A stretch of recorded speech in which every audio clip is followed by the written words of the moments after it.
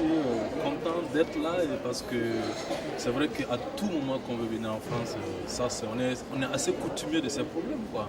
Le visa, voilà, c'est toujours comme une espèce d'examen qu'on passe, quoi. On n'est jamais sûr, donc, mais à la fin, si ça marche, on est content. Voilà, j'ai eu des petits problèmes parce qu'à chaque fois, le dispositif change à tout moment.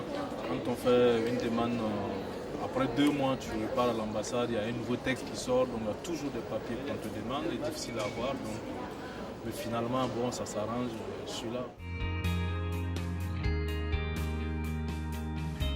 Oui, d'abord, pour moi, c'est un rêve qui se réalise parce que en faisant du documentaire depuis le Festival du Réel, pour moi, c'était énorme, quoi. Et c'est toujours énorme d'ailleurs, mais je ne croyais pas, je ne pensais pas un jour être là. Et voilà, je suis là, je pense que déjà ça, c'est un enjeu de gagner. Voilà, le film, il est en compétition. Modestement, je laisse les choses faire.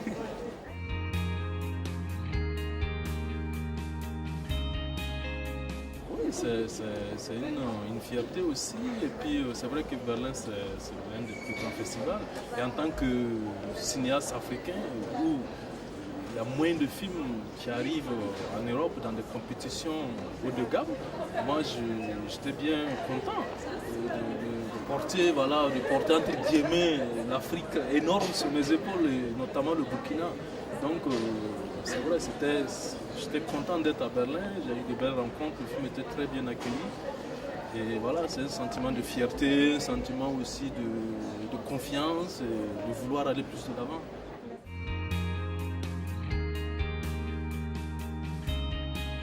Oui, je pense que naturellement, tous les films qui se font en Afrique, que ce soit au Burkina, c'est toujours difficile de trouver des fonds parce que, particulièrement dans mon pays, il n'y a pas un guichet qui finance le cinéma.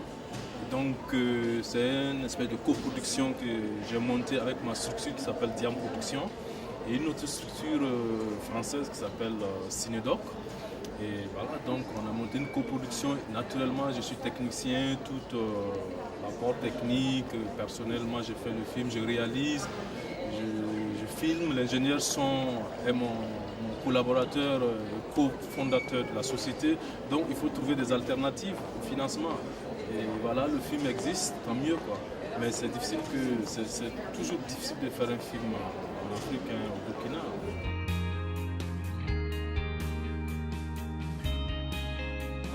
J'ai un projet qui est en écriture et qui s'appelle Fasofani, la fin du rêve.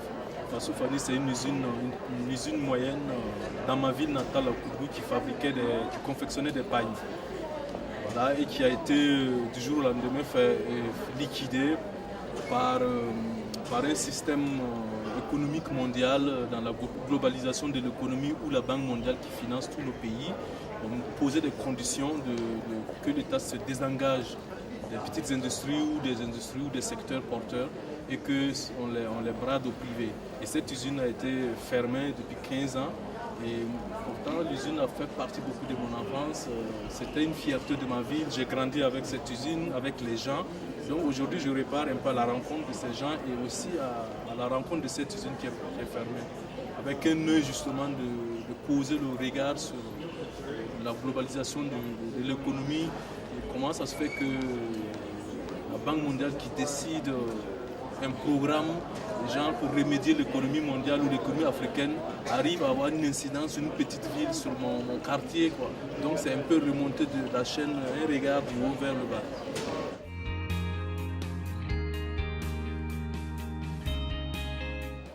Le web documentaire, je l'apprends ici en Europe parce qu'en Afrique, c'est pas encore bien développé. Parce que nous n'avons pas de fibre optique tellement puissante pour les internet. Voilà. Mais je pense que c'est aussi un moyen de diffusion, c'est un moyen de création qui aura sa place, quoi, et qui pourra bien exister parmi le documentaire conventionnel qui va évoluer. Je pense que c'est là sa place.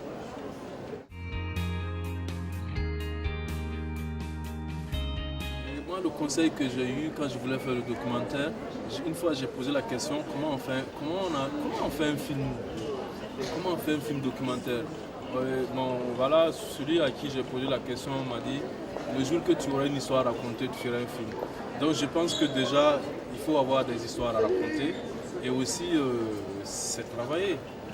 Voilà, c'est travailler, c'est se cultiver parce que le documentaire demande beaucoup de recherche, quoi qu'on dise, ça demande aussi de la maturité et d'aborder des sujets. Quand on prend un sujet, il faut comprendre tous les enjeux, le contour, le contexte avant d'aborder, sinon on passe très souvent à côté. Donc ça demande beaucoup de patience aussi.